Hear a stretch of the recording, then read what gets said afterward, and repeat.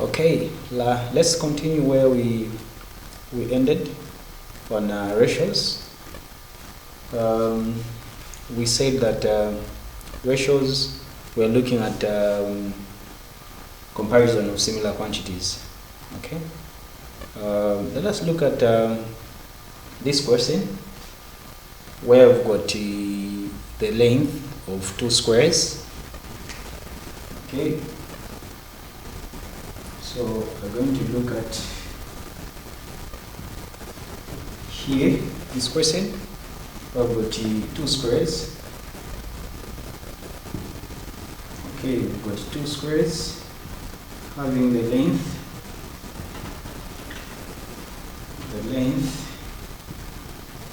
of 10 centimeter and 15 centimeter respectively.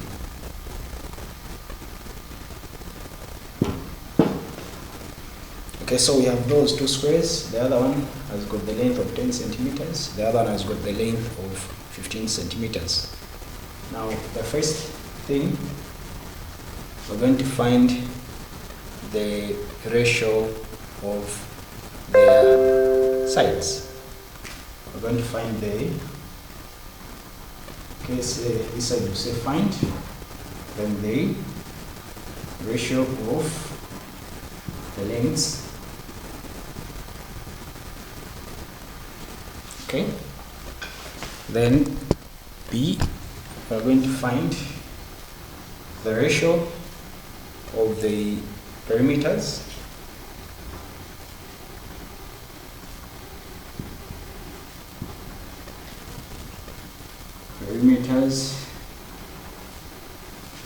Then C, we're going to find the ratio of the areas.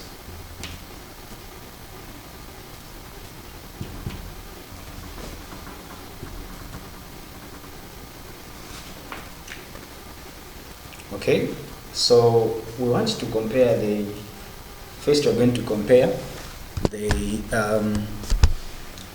ratio of the lengths, that is 10 centimeter and 15 centimeter. Then we're going to also to compare the ratio of the perimeters of these two squares. Then we'll also compare the ratio of the areas of the two squares. So I'll rub so that we can solve together.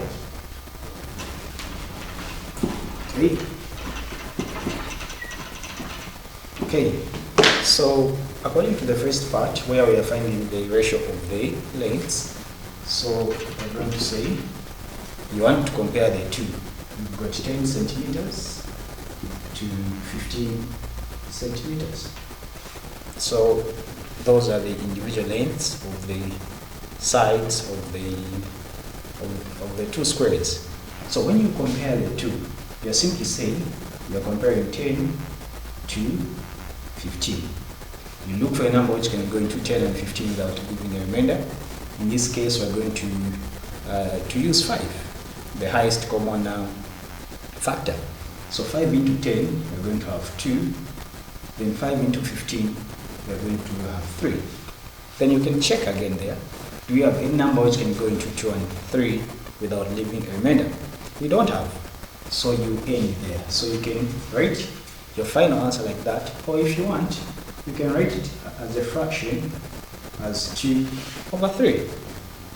So this is the ratio of the sides or the lengths of the given squares. Now you go to B, where you're going to find the ratio of their perimeters. Okay, you remove this part. For B, we are finding the ratio of the perimeters of the given squares. Now, maybe for you to be able to answer this one on the perimeters, let me draw these two squares this side. Okay, so that is a square. So you're saying this is 10 centimeters, this is 10 centimeters, 10 centimeters, 10 centimeters. I'll draw another one. Okay.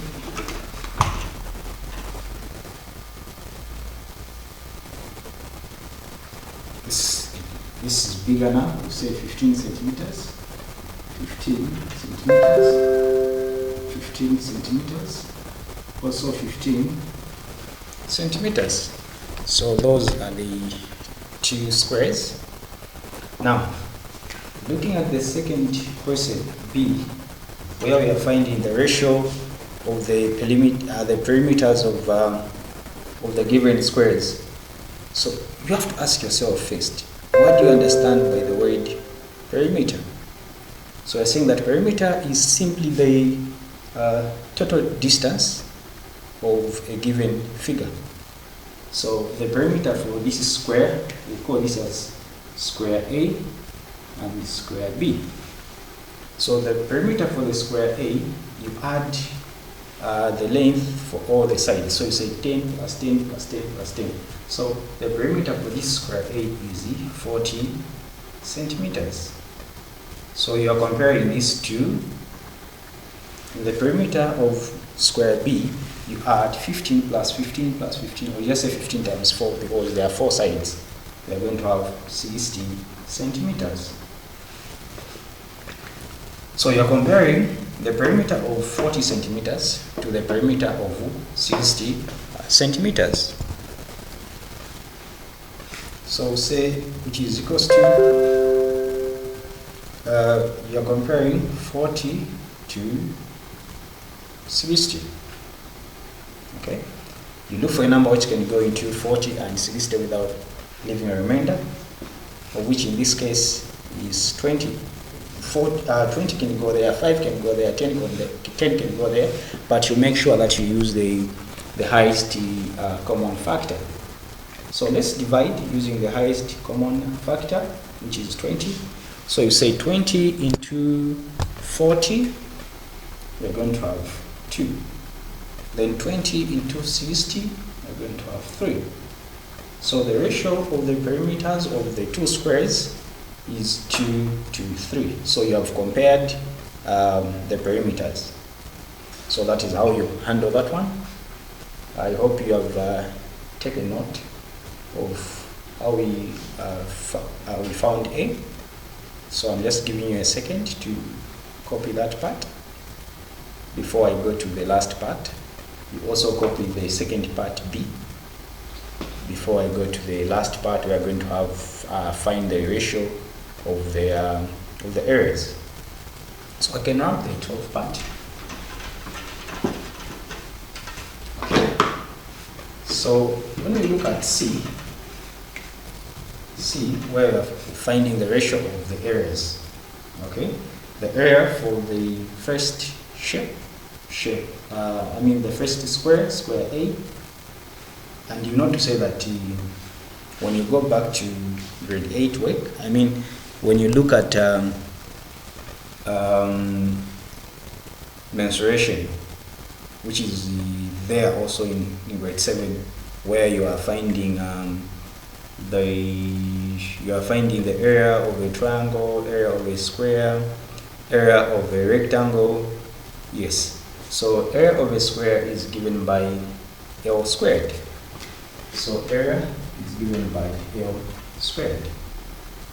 So area for the first square here, we're going to say area is equals to 10 squared. So our area will be equals to 100 centimeters.